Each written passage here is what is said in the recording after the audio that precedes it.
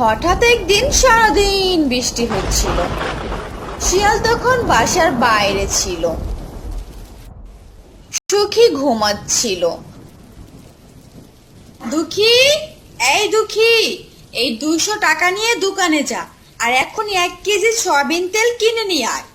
মা মা, বাইরে তো খুব বৃষ্টি হচ্ছে, আমি কিভাবে যাব?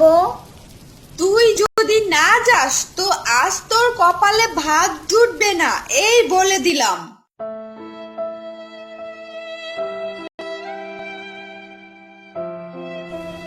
শিয়ালের বউ দুঃখীকে এই ঝড় বৃষ্টির মধ্যে তেল আনতে পাঠায়।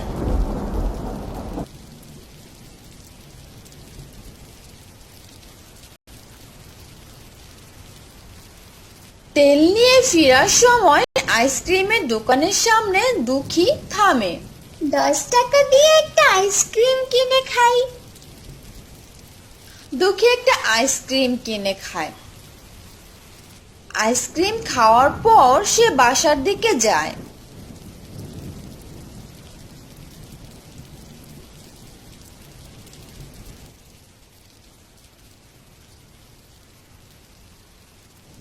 মা, এই নাও তেল আর এই নাও টাকা।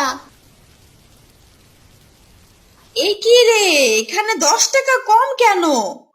মা, আমি 10 টাকা দিয়ে একটা আইসক্রিম কিনে খেয়েছিলাম।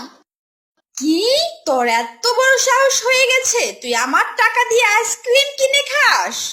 আজ তোকে আইসক্রিম খাওয়াচ্ছি, দাঁড়া। মা মা মা, মেরো না আমাকে।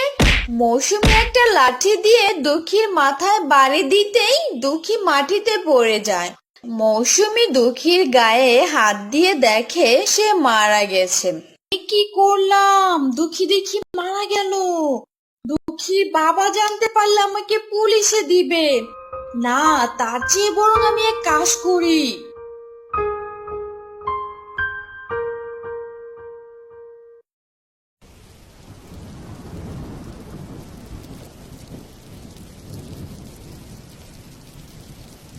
মৌসুমী দুঃখীর লাশটাকে নিয়ে পাশের এক ঝোপে যায়। সেখানে মাটি খুঁড়ে দুঃখীকে মাটি চাপা দিয়ে দেয়। বাসায় এসে মৌসুমী দুঃখীর বাবাকে ফোন দেয়।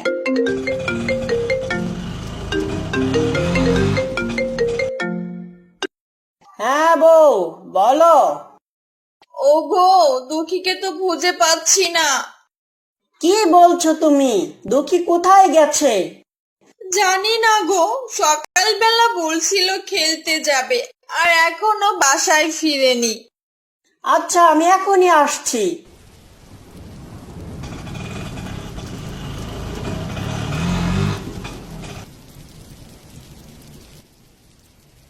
তোমার মেয়ে মনে হয় একা একা কোথাও চলে গেছে। কিন্তু দুঃখী তো একা একা কোথাও যাওয়ার মেয়ে না। বাবা বাবা, তুমি আমার দিদিকে এনে দাও বাবা। দিদিকে ছাড়া আমি কার সাথে খেলবো বাবা? আচ্ছা, দেখি কি করা যায়।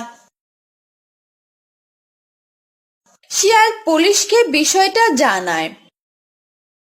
এরপর শিয়াল মাইকিং করতে বের হয়।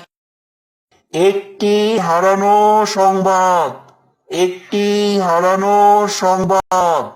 দুঃখী নামের একটা মেয়েকে আজ সকাল থেকে পাওয়া যাচ্ছে না।